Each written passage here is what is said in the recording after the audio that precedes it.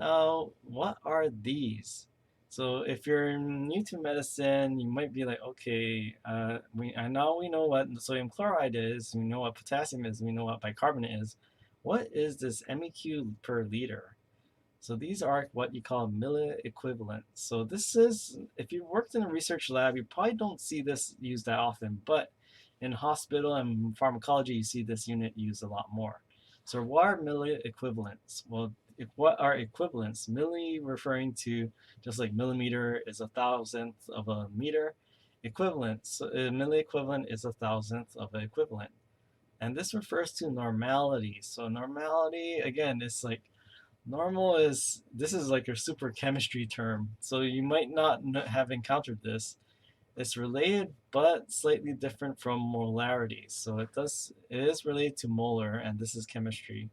So remember, molar concentration refers to the moles per liter, so the amount of molecules per liter.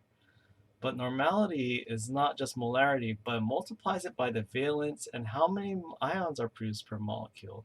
So you have a molecule, but if you throw into a solution and starts producing multiple ions, that also affects its normality.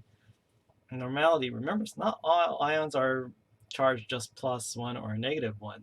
Some of them are +2. So millinormal is equal to milliequivalent. I don't know why they changed it in medicine, but this is what it's talking about. Or maybe I thought normal sounds too generic, but milliequivalence is pretty much the same thing as millinormal. So it is referring to molar concentration, but it's also including valence and how many ions is produced per molecule. Okay, so let's do a little simple.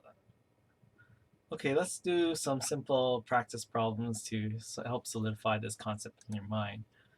So here we have 1 millimolar per liter of sodium chloride. So what are the milliequivalents of sodium ions when you have this solution? Well, again, remember that it depends on molarity, and the charge here is +1. So 1 millimolar times 1 millimolar. Now, how many sodium ions do we have? Well, we only have one per sodium chloride, right? And we're only talking about sodium in this example. Therefore, it's just 1 milliequivalent. 1 sodium ion, 1 millimolar times a charge of 1. That's all we have. Okay, so now we have same molar concentration, but now we have sodium bicarbonate. So how many milliequivalents of sodium do we get from this? We are going to get, again, now we have sodium bicarbonate, but it's being dissolved into 2 sodium ions per sodium bicarbonate molecule and 1 bicarbonate molecule. So in terms of sodium ions, we're going to get, remember that milliequivalence takes into consideration molarity, how many ions are being produced, and also the charge. The charge is just 1, so again, 1 times 1 is 1. But since we have 2 sodium ions, we're going to have 2 milliequivalents for every millimole of sodium bicarbonate. Next, we have calcium chloride. Now we're going to look at both calcium and chloride. How many milliequivalents of each do we get? So when you have calcium chloride being dissolved in solution, we have 1 calcium ion, but we have 2 chloride ions.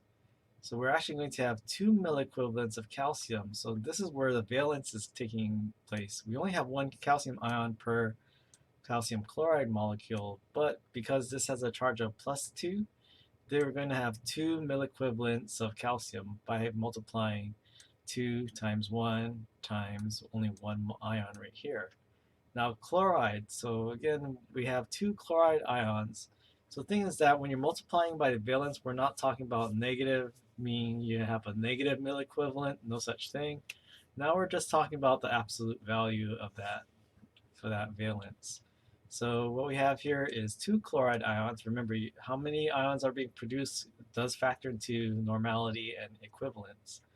So with that, we have 2 milliequivalents. Why? We have 2 ions times the charge of -1 times 1 millimolar. So we have 2 milliequivalents of chloride ion from a 1 millimolar per liter solution of calcium chloride.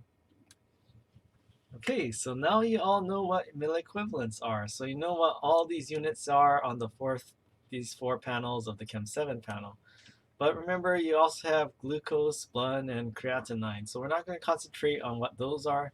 but you might notice, okay, these are in a different unit. These are in mgs per deciliter. So what are those? We're also going to talk about a related term called milligram percent. Now, I don't think I've really seen this. This might be in older textbooks. I think it's more of a historical thing. It's fallen out of fashion. You will see mgs per deciliter used pretty much in the clinic all the time. So deciliter is zero point 0.1 liter or 100 mils. So again, or 100 cc's. So a common misconception, well, a deciliter is not 10 liters. And I actually had to look this part up. So there's another term, deciliter, so not spelled with a C, but with a K. So 10 liters is a deciliter. So when you have mgs per deciliter, we're talking about the zero point 0.1 liter, that 100 mils. We're not talking about 10 liters. Orders of magnitude, the difference, and it is a big difference. A common mistake I've seen in the undergrads sometimes. So meg percent refers to megs per 100 mils. But what do you notice here? Hey, we have megs, we have mil, and then we have 100 mils. So the funny thing is that megs per deciliter and meg percent are actually the same. So meg percent has fallen out of favor, and megs per deciliter, that's the more common unit you'll see these days.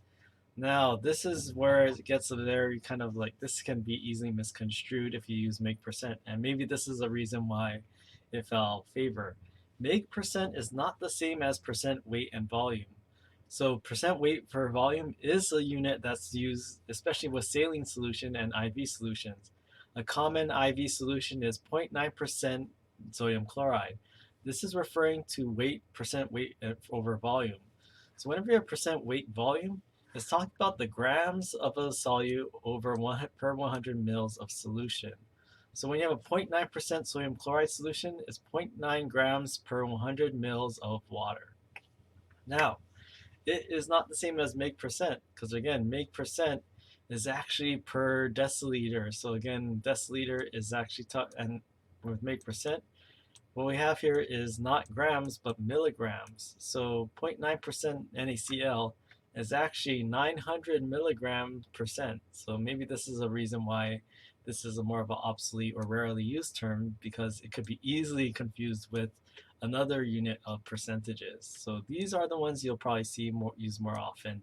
Meg per deciliter and percent weight volume.